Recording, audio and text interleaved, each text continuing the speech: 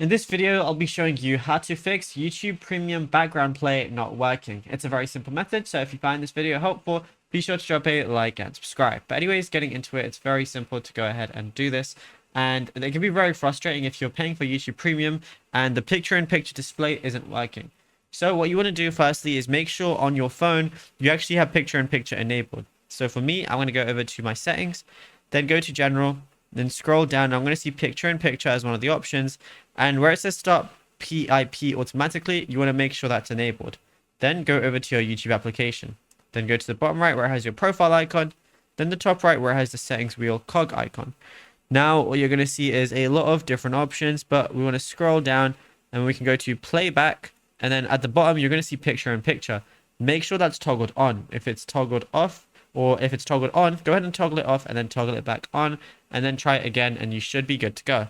Now, if you found this video helpful, be sure to drop a like and subscribe. And check out all our other tutorials that we've been posting on the channel as well.